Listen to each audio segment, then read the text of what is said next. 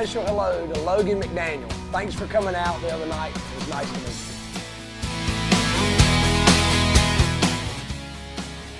Hey everybody, this is your Week 13 race recap. Well, as usual, Bowman Gray was exciting this past weekend. As far as I'm concerned, we got there, and in practice, the car was handling a little bit different than normal. I guess the characteristics of the track, maybe it wasn't where it was so hot, or maybe where some of the different cars had laid some of the other rubber down. Our car was handling a little bit different. We had to make a couple of changes, but the car was still good. We went out for our second practice. They always give us 2 practice sessions. And in the second practice session, the car was really tight, and we haven't been fighting that any this year. The car's been really good.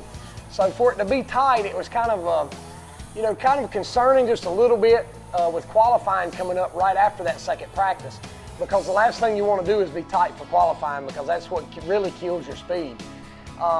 We've been kind of doing the same thing every week for qualifying, and we've been right around that high 20 to mid 30 range.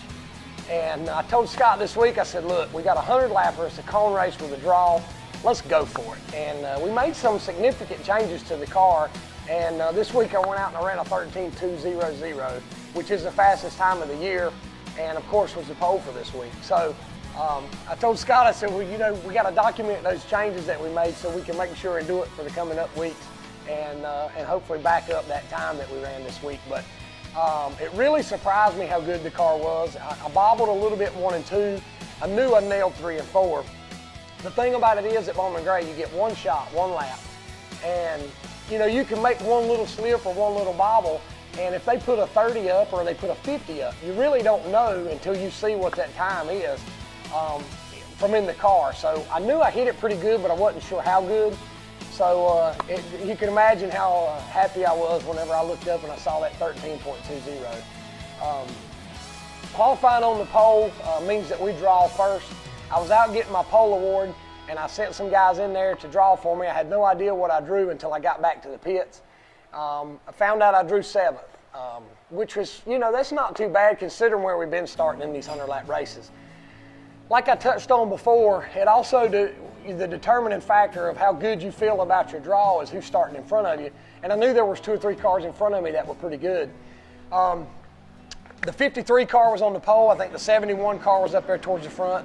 So I knew that there was going to be some challenges, and I knew that basically I'd have to bide my time and make sure that I win at the right time and just played it smart and wait to make my move. But we got racing there, and I think I ran, I don't want to make it sound like I wasn't racing hard, but I was riding for the first 75 or 80 laps until I could put myself in the position to make a challenge for the lead. And I'm not sure exactly what lap it was on. I think there was about 15 to go. And the 71 stayed to the inside and allowed me to pull up to the outside of the 53 car. I think we had 2 different restarts. The first restart, I had to get in behind the 53. And then the next restart, I was able to clear him and was able to pull away. But the car, man, right now the car is it's really, really good. It makes my job easy.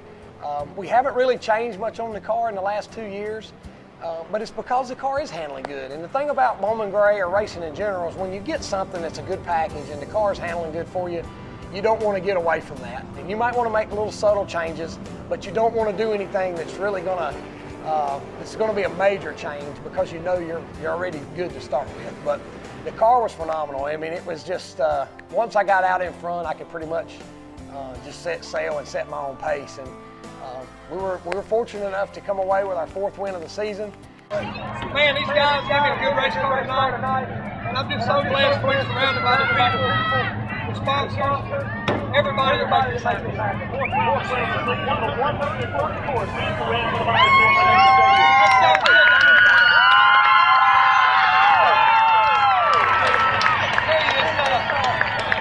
This is tough, people don't realize how they don't know when he won earlier this year. You don't realize how hard it is to win over here. To be able to win 4 races this year, to be leading the points, we are playing. 48, man, that's so good. main thing is as a whole, we want to win every time we come out. And like I said, absolutely. Brandon showed up for Lane. Madhouse ran hot dog chili, Royal Surgery Center. Shipping safe, Tommy, Steven. Thanks, guys. So we increased our point lead to 62 points. There's 4 weeks to go. You don't ever say you got it locked up by any means. That last race of the year is a 150 lap race, double points. I think it's 4 points per position. But we're not going into this weekend looking at at any kind of points whatsoever. I'm going into this weekend. There's twin 50s, and it's on my bucket list to win 2 races in the same night at Bowman Gray Stadium. I've seen some guys do it, and I've heard of some guys doing it years ago, but I've never been able to do it myself, and it hasn't been done in a long time.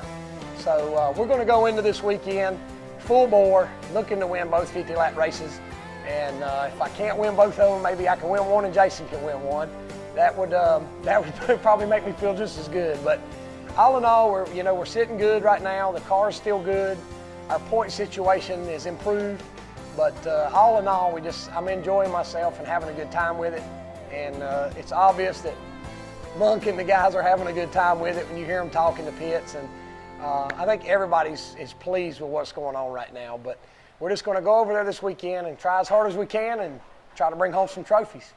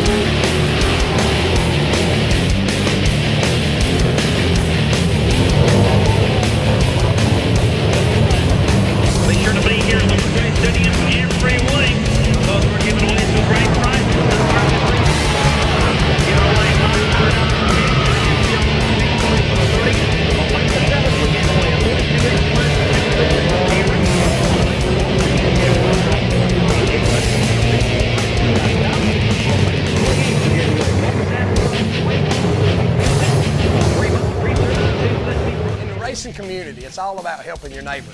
And in the pits at Bowman Gray, we got a great neighbor, and that's Crazy Kevin Powell.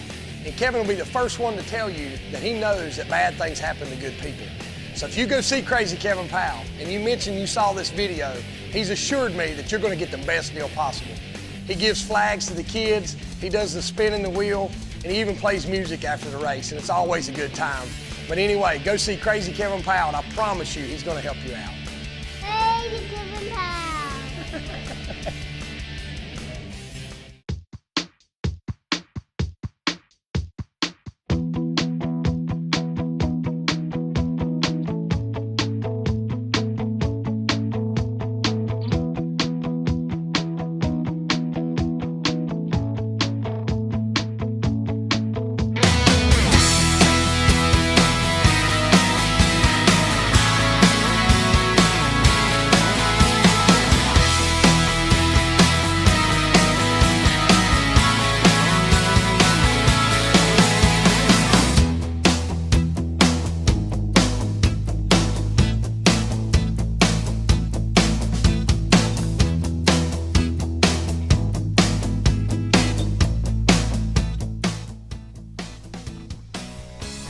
Darn it.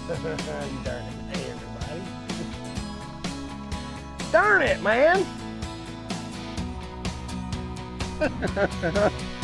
Darn it. All right, you ready? Man, that ain't right.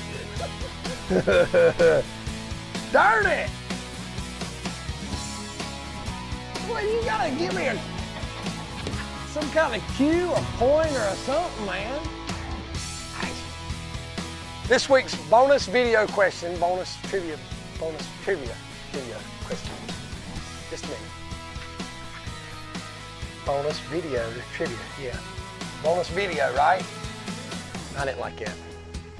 I didn't like that. car stand.